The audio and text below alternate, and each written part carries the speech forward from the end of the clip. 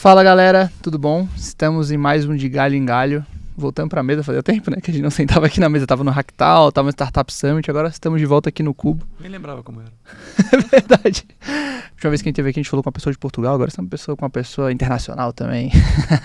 Eu sou o Eduardo, sou aqui do time da Monkin, estou com o Rodrigo Terra e estou com prazer em receber aqui a Mari. Se pudesse apresentar pra gente, Mari. Oi gente, tudo bom? Primeiro, obrigada por me receber aqui no estúdio, de Floripa pro Itaú, né? Cuba aqui, em São Paulo. Super legal, tá maravilhoso. Meu nome é Mariana Bernardo, hoje eu sou CPO da All Protocol. Acho que na minha trajetória aí tem um pouco de corporate, bastante startup, então passei na Ambev, na área de inovação, trabalhei na RD Digitais, RD Station, lá de Floripa, sou manezinha. E também passei pela Banks, mas desde que eu me mudei para os Estados Unidos, eu comecei a fazer uma carreira um pouco mais em blockchain, Web3, e eu acho que a gente vai conseguir aprofundar em diferentes aspectos de tudo que aconteceu até então. Não, acho que a gente tem bastante gente sabe, acho que principalmente a galera de inovação, quando a gente começou a trabalhar, a Mari tem uma participação legal nisso. A gente conheceu, a gente estudou junto, fez faculdade junto, e lá a gente começou a se envolver com empreendedorismo, começou no mercado de trabalho, amigos indicavam a Mari para trabalhar, e a gente começou com empresas, e aí a Mari entrou na Ambev, e aí foi super legal, né, porque tipo, a Ambev estava procurando alguém que não era do mercado tradicional, queria alguém de Floripa, local, e estava lançando o Ambev Innovation Game. Quer contar pra gente um pouco como foi? Não, perfeito.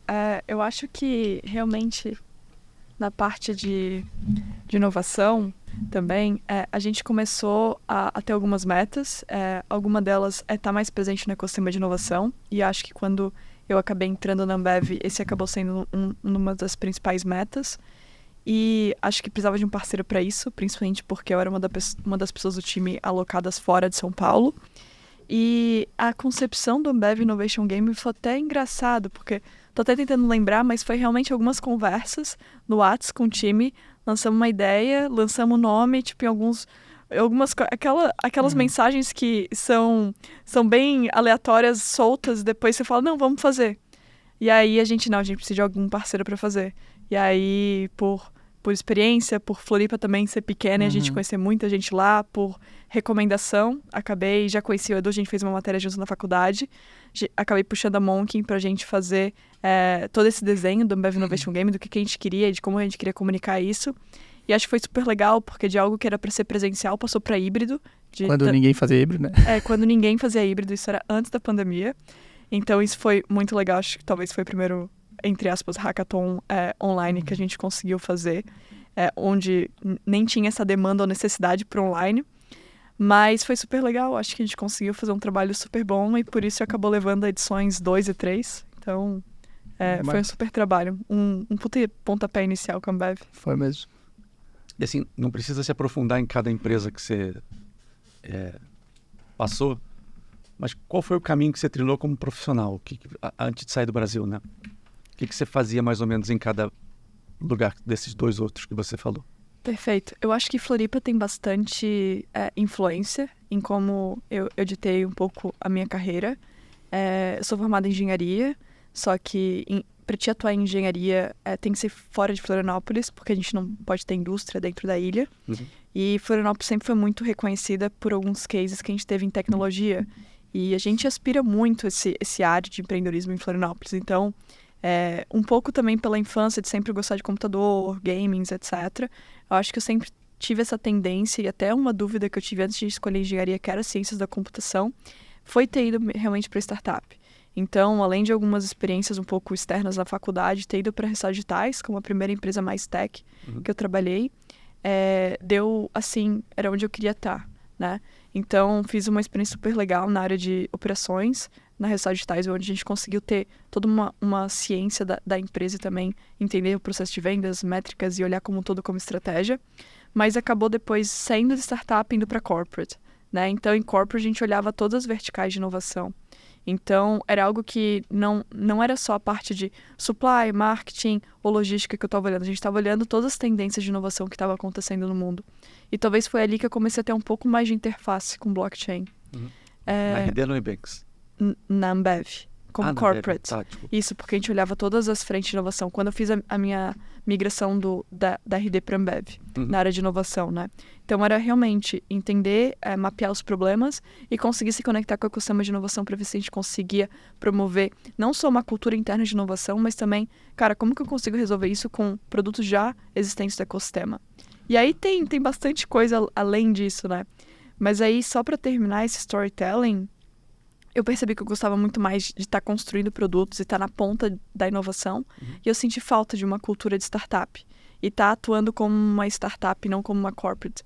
Que ainda tinha uma pegada na área que eu estava, certo? Mas aí, quando eu fiz a migração para Banks, eu estava bastante contemplada lá também. Mas aí surgiu a oportunidade de trabalhar nos Estados Unidos, trabalhar com blockchain, que acabava sendo um pouco mais avançado do que meios de pagamento, que era um pouco mais commodity que a gente tem hoje ainda no cenário de fintech. Tá. No Ebanks era produto? Ebanks era produto, exato. E daí... Você olhava mercado, entendia o mercado, fazia novos produtos? Eu foquei em um produto específico na Banks, que foi a adquirência. Tá. E aí, a adquirente, que é a credenciadora, era um projeto gigante, envolvia todas as possíveis áreas do Ebanks, e era o segundo projeto mais importante na época do que a possível ida para um IPO. Mas eu acho que o time era muito legal, o jeito como a gente conduzia era demais, só que eu sempre demonstrei que a adquirência não era onde brilhava o meu olho, porque a adquirência é uma commodity, tu sabe como fazer. Tu sabe que vai ter uma melhora de eficiência na tua operação, principalmente pelo business principal do Banks, que era cross-border payments. Então, a gente sabia que ia melhorar no nosso business case, fazia sentido ter uma operação de adquirência rodando para conectar com cross-border.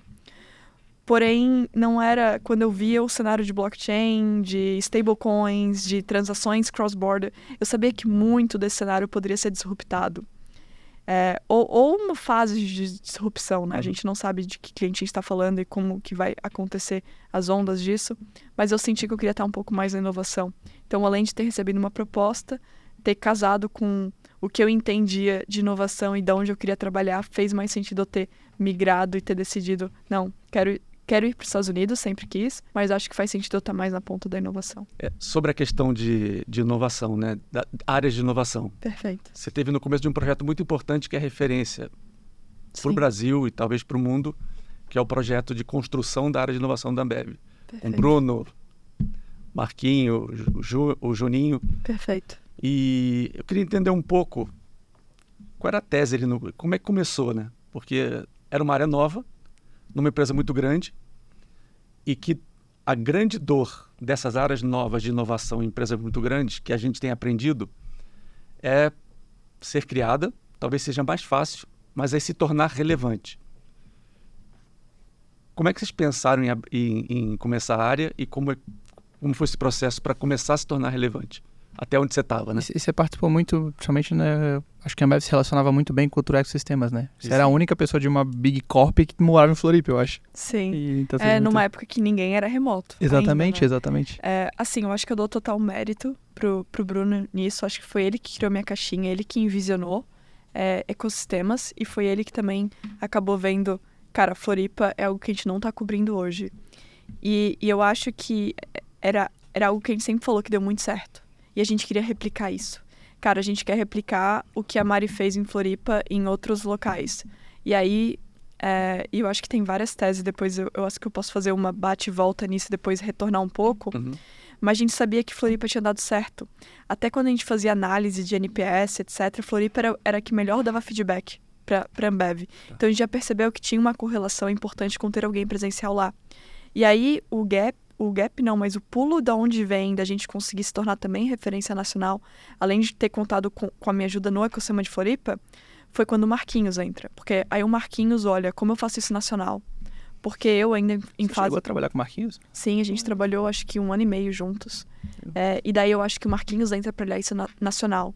E aí o Marquinhos, com toda a bagagem dele de ABS Startups, etc., pessoa super conhecida do ecossistema, não sei se ele já ganhou aquele prêmio do ecossistema do ABS Startups. Herói, né? Ele precisa. Precisa ganhar, é verdade. Algum prêmio ele precisa ganhar naquele ABS Campanha Startups. Marquinhos premiado. Marquinhos Herói. Hashtag Marquinhos Herói esse ano. Vamos, galera, vem pro Brasil. Então, acho que teve bastante isso, e daí reforçou bastante o time. com a entrada do Juninho, com a Claudinha também. Eu acho que, e de novo, o mérito também para o Bruno de conseguir ter elaborado as caixinhas que precisavam para tocar a inovação na Ambev e de ter olhado muita coisa para fora. Tipo, como que as coisas funcionam lá fora, conseguir capacitar muita empresa, conseguir capacitar os VPs, que é algo importante, né? Tu precisa mobilizar a liderança. E aí conseguir entender, cara, com tudo isso, como que eu vou iterando e vou entendendo qual que é o modelo aí de inovação para atuar na Ambev e que dá certo. E eu realmente não tenho hoje conhecimento de como estão as outras corps, mas eu sei que a Ambev, pelo menos em ecossistema, se tornou realmente muito referência e eu tenho bastante orgulho disso também. Mas, para a galera que está assistindo, né? O que exatamente era um projeto de aceleração, inovação aberta? Como é que era a tese, né? Eu entendi que você chegou meio que para desbravar uma nova praça. Em Floripa. Que foi em Floripa. Perfeito. Que é um terreno maravilhoso para esse tipo de coisa. Perfeito. Mas a partir de que aceleração, de novo, inovação aberta, produtos novos, como é que era o... Não, a principal era inovação aberta. Qual era a meta, né? Isso. Pelo menos do meu entendimento e do entendimento que eu tenho hoje, a tese era realmente inovação aberta. Era se conectar com o ecossistema local, era conseguir mapear problemas e desafios da empresa no estado atual, se conectar com o ecossistema local e fazer a ponte. E não só o ecossistema local, a gente fala de startups, mas a gente fala de startups aceleradoras, VCs e agentes do governo, né? Então, tipo, até não agentes do governo, mas tipo um Sebrae, exemplo. E eu acho que o mais difícil, principalmente no começo, foi ter o apoio dos maiores diretores, dos maiores VPs e entender o que era priorizado. E aí eu acho que isso depois entrou em outra caixinha que a gente fez, com todo esse entendimento e batalhando para entender as priorizações, prioridades, etc. De ter uma caixinha de Design Thinking, onde aí a gente teve outro membro que eu gosto bastante de falar, que foi o Lucas, que realizou inúmeras sessões de Design Thinking com todas as possíveis áreas para chegar no final do Design Sprint e falar, cara, então esses são os problemas, essas são as prioridades, e agora deixa eu internalizar isso dentro do time e vamos ver como que a gente consegue achar soluções para isso, ou apresentar startups que consigam resolver soluções para isso. Dores da empresa, projeto, mercado. Mas até tu chegar nesse modelo, tu tem que sofrer bastante e apanhar para entender que alguns focos precisam ser dados e alguns problemas precisam ser introduzidos antes. Sim. Então, exemplo, eu preciso introduzir a importância de olhar para isso e priorizar isso e ter uma mente aberta à inovação. Eu preciso melhorar processos internos com o departamento de regulatório e compliance para conseguir trabalhar melhor com startups. Então, foi um trabalho, assim, de várias frentes, várias pessoas, englobando várias áreas, né? Teve algum grande issue, assim, no processo? Alguma barreira mais difícil de passar? Uma história que você lembre? Assim, em específico, não. Eu acho que o começo foi... muita startup, eu acho que tem a diferença de antes da área de inovação e depois da área de inovação, talvez. Acho que muita startup no começo não tinham bons olhos ao se relacionar com a Ambev. Acho que isso mudou bastante já. Bastante, eu digo, porque, né, hoje como a gente conhece a Ambev como referência, e às vezes entender também naquela época, né, hoje os problemas, prioridades, a área está totalmente diferente, mas naquela época provavelmente talvez seja entender, ok, a área está tratando isso como prioridade ou não, porque isso às vezes é um projeto para aquela área, não é um projeto dentro da área de inovação. A inovação está fazendo a ponte, então quem que é mais owner and accountable pelo projeto, né? Porque Big Corps tem diferentes budgets em diferentes áreas. Então, a definição disso também era importante. A comunicação entre a área de inovação e esses departamentos também é importante. Então, por isso que, de novo, voltar para entender a prioridade de inovação foi um dos focos. Tá. Beleza. Poderia ficar 2 horas falando. Não, mas é que eu acho realmente... acho que a gente fala muito de inovação aqui. Então, tipo assim, a área de inovação já falou com o Marquinhos. Então gente... Eles estão viciados nisso, né? Tipo, eles estão vivendo muito dia a dia. Então, eu gostaria de entrar nesse tema de Mari nos Estados Unidos. Eu acho que a gente acompanhou muito isso. A gente foi para Miami com a Mari também. Então, o Marcos esteve lá, foi a primeira viagem internacional da Monk. Agora já foi para a Europa, agora tem mais viagens marcadas. Mas então, a gente teve o primeiro podcast no Startup Summit com a Ambev, com a Mari. O primeiro projeto de inovação com alguma corp. Com alguma corp. Isso, e a primeira ida internacional para... Isso. Primeiro projeto de blockchain também. Primeiro projeto. É isso. Ô, Mari, vamos começar a fazer coisa nova que a Monk tá dentro. Ou vai seguindo a Mari. Vai seguindo a Mari. Brincadeira. Performou bem. Senão dá já teria sorte. parado em algum momento. Dá sorte, dá sorte. Se não tivesse performado bem, já tinha parado. Não, muito legal. Mas daí dos Estados Unidos, que pontos vocês querem que a gente Eu quero entender primeiro como que foi assim, ó, tem uma proposta dos Estados Unidos, como foi essa decisão, acho que deve ter muitas pessoas que passam por isso e querem saber, acho que você tá bem nos Estados Unidos, tava 2 anos lá, Sim. 2 anos sem voltar pra cá. Né? Exato. Então como que foi essa decisão de ir, como foi ficar lá, como foi uma brasileira ir pros Estados Unidos, como foi trabalhar, morar lá? Perfeito. Eu acho que esse ponto é interessante porque, como vocês falam bastante inovação aqui, talvez a trajetória de alguém que saiu do Brasil para empreender / desbravar os Estados Unidos, eu acho que pode ser um tópico que muita gente se interesse, porque muita gente tem esse sonho de tipo, cara, na verdade talvez eu não queira ficar no Brasil, talvez eu queira ir para fora, talvez seja dos Estados Unidos, talvez seja Europa. Mas eu acho que a minha decisão foi fácil porque eu sempre quis. Eu sempre... E assim, a oportunidade não apareceu porque eu criei ela. A oportunidade apareceu porque às vezes é coisa da vida. Mas eu sempre tentei mirar uma oportunidade onde em algum momento eu fosse pra fora. Então, intrinsecamente, estava muito fácil pra mim decidir, a partir do momento que veio uma oportunidade, que eu quero ir pra fora. E aí é isso, to make it happen. Não importa o que faça, se é o que está nos teus planos e objetivos, make it happen.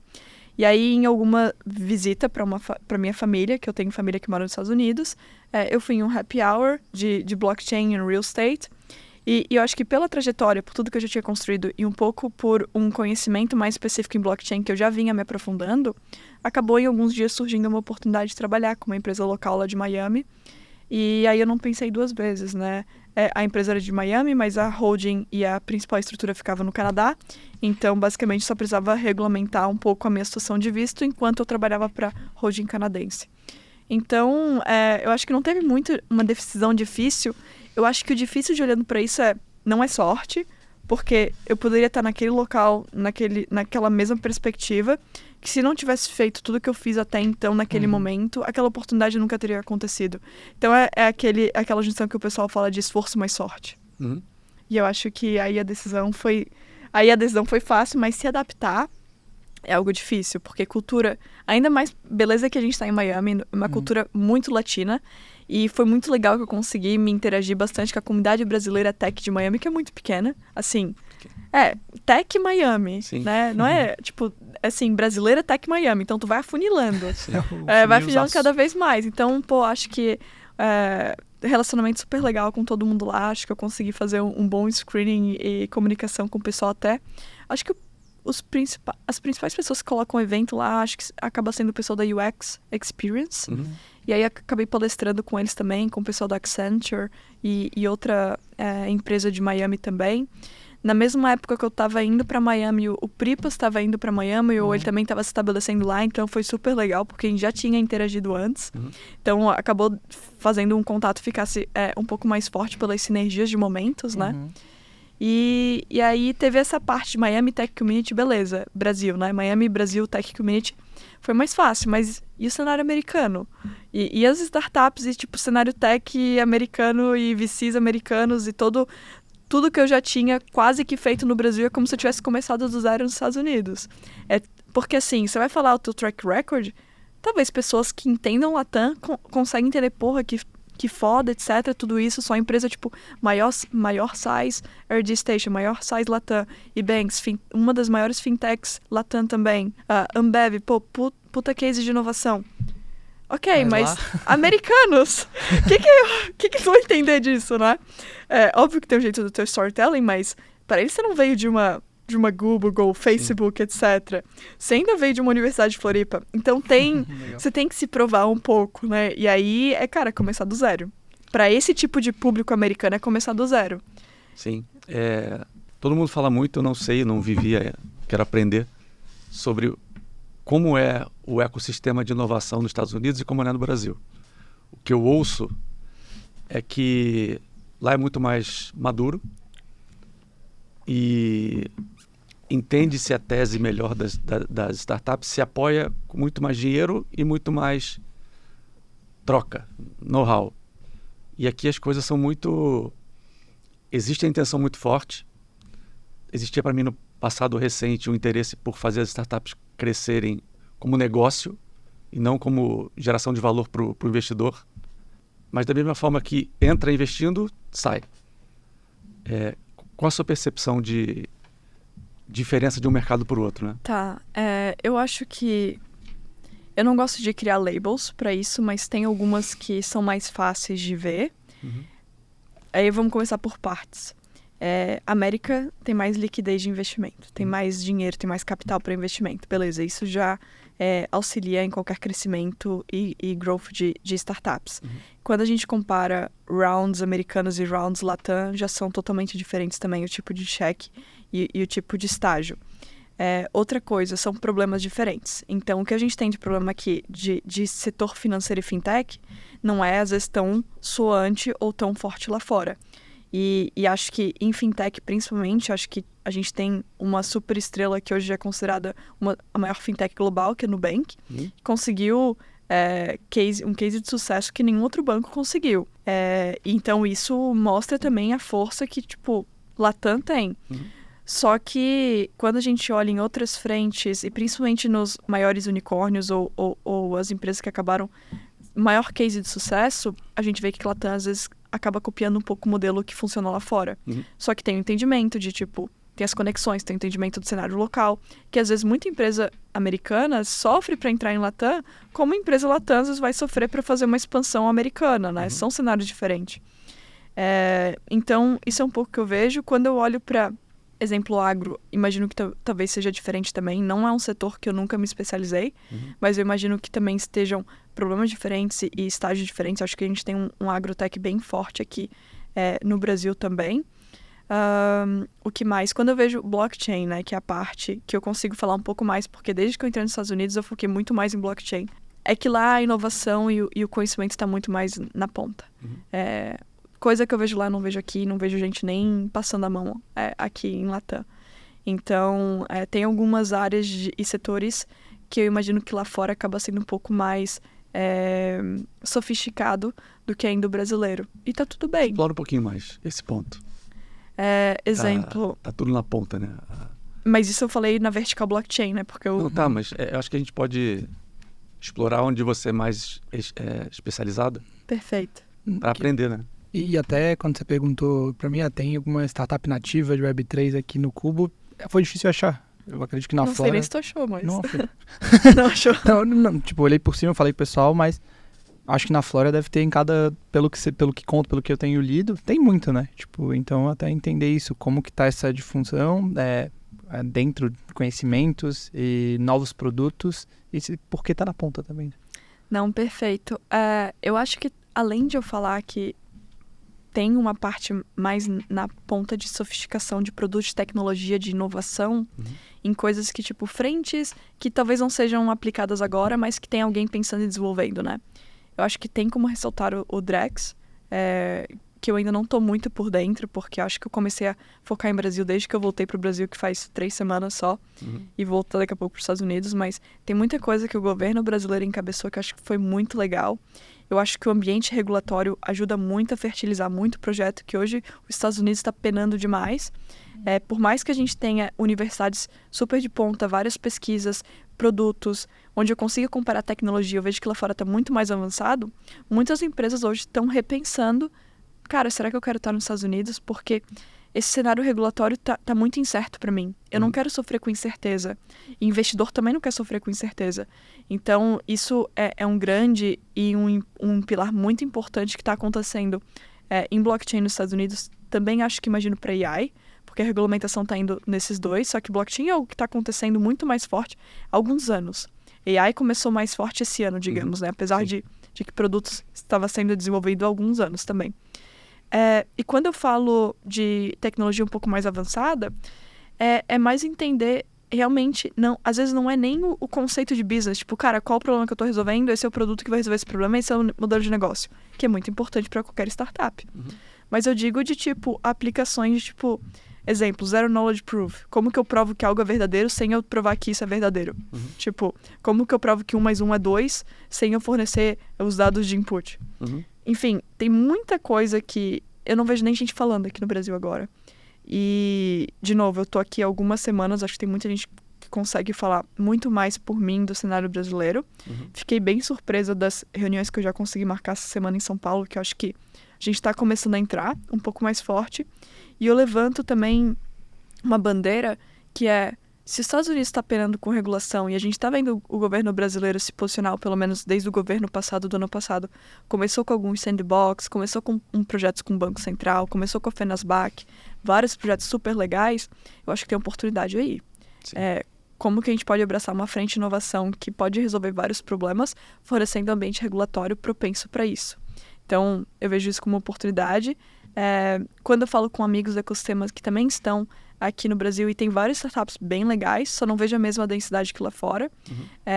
Tem um hub em Floripa, que é o Hub Web3, o pessoal da Barra, que eu fui essa semana lá, que também está muito legal, estão com vários projetos ali dentro, estão com pessoas focando e pessoas que estão muito capacitadas também, que estão indo nos mesmos eventos que eu estou indo lá fora.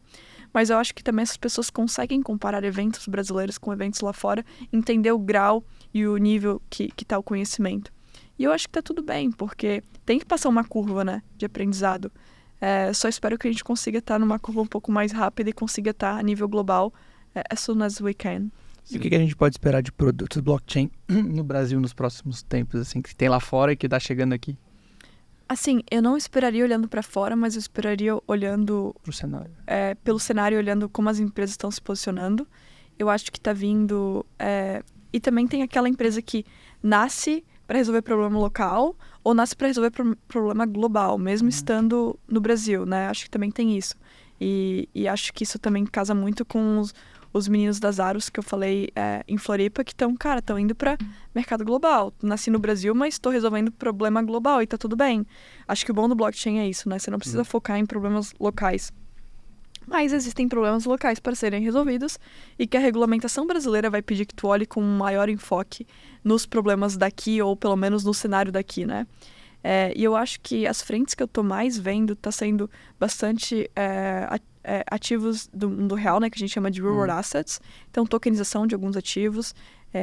Acho que tá vindo bastante com isso. Acho que a gente tem bastante head digital assets de bancos olhando para isso. Olhando empresas também, o que eles conseguem tokenizar de algum outro tipo de ativo. Deixa eu ver, a gente está com o Drex, né, que puxa esse tipo também de projeto, né, porque eu só tenho a moeda, o Brasil, o BR digital, por que eu não tenho outro tipo de ativos digitais que consigam facilitar e permear junto com o Drex, né? Então eu acho que pelo menos o cenário brasileiro vai estar muito forte em ativos digitais. Eu conversei sobre Drex com o João do Banco Votorantim semana passada. E eu perguntei para ele assim, João, o que eu posso desenvolver de startup, eu, o Edu, amanhã, que você indica para a gente? Eu senti no papo que hoje o Drex está muito voltado para, a partir dos produtos que já existem, crédito, transferência de patrimônio, compra de apartamento e tal, carro. Estão pegando os produtos que já existem e tentando organizar a partir do real digital. Para mim isso é muito limitador. Eu posso estar sendo ignorante, tá? Mas é claro que é uma tecnologia incrível, uma proposta de valor incrível, que está sendo levada para o modelo atual de banking.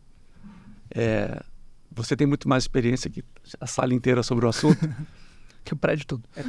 Tem algum caminho diferente, de um modelo diferente na tua cabeça, que possa ser o tal do disruptivo que a gente sempre fala?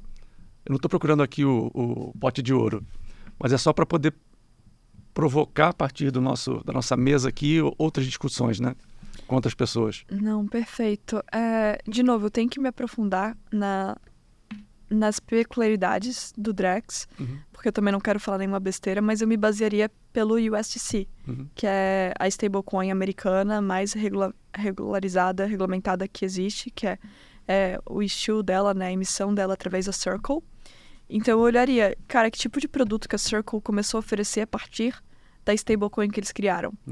E esse pote de ouro, né, é engraçado porque dependendo de como vai ser feito a emissão do Drex, ele vai poder se comunicar e se casar com vários produtos já existentes. Então, de novo, você não vai para uma oportunidade exclusiva Drex, mas você vai para uma oportunidade um pouco mais global, né? Como isso interage com protocolos de DeFi, de Decentralized Finance, como você às vezes consegue casar isso com algum produto um pouco mais robusto de investimento, como que isso acaba atuando com perpétuos, futuros, como que você pluga isso.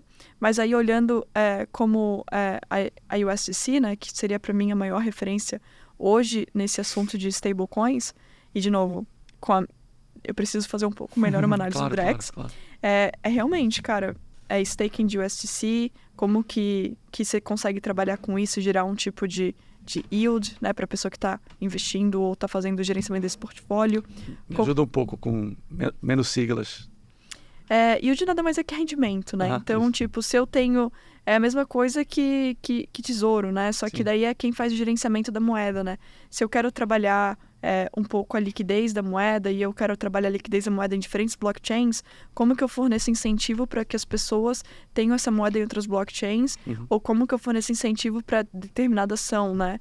Então, se a pessoa fizer, tipo, cara, eu tenho esse tipo de dólar digital e eu vou deixar ele parado por 6 meses e eu entro num contrato que eu vou deixar ele parado por 6 meses. Pô, a Circle tem incentivos para tipo, te dar um rendimento através desse contrato de staking que a gente chama, que faz incentivo para eles, porque faz sentido para eles ter esse dinheiro locado naquele momento. Porque eles conseguem, no back-end deles, fazer outro tipo de gerenciamento desses ativos. Enfim, daí eu acho que nada mais é do que realmente a gente tá falando de fintech, né? Volta para fintech. Nada mais é do que, tipo, entender futuros, entender sintéticos, entender tudo isso, entender... Hoje você transaciona real e tu faz o câmbio, né? Troca. E é entender isso no cenário da blockchain. Então, eu não vejo tantas diferenças além de entender a tecnologia, o que já existe nesse nível de tecnologia e quais outros tipos de ativo que você consegue que permita essa troca, né? Então, tipo assim, eu tenho Drex, mas tá, qual que vai ser a minha utilidade no dia a dia? Que tipo de outro ativo eu vou conseguir? Será que vai ser só facilitação de pagamento? Será que vai ser uma maior facilidade para fazer pagamentos de cross-border, para fazer alguma remitância para outro país? Então, tem que entender os problemas que você está resolvendo, como você interage com o ecossistema de onde o teu produto está, que outros tipos de produto você consegue criar que, de novo, estão ainda atrelados a mercado de capitais. Então, é uma base sólida, né? Que você vai... E tem muitas pessoas com cabeças muito inteligentes que conseguem criar produtos diferentes e eficiência de capital. O que o blockchain nos permite é a eficiência de capital de algo que a gente não conseguia antes. Então, se eu tenho um ativo também, eu tenho minha moeda digital, eu faço uma troca por algum ativo digital que representa ou a minha posição em algum investimento, ou a minha posição em uma parte de um apartamento, ou qualquer tipo de investimento que eu tenha, eu com essa posição eu consigo utilizar como collateral para eu pegar mais dinheiro de investimento e ter uma eficiência de capital de toda a minha estratégia.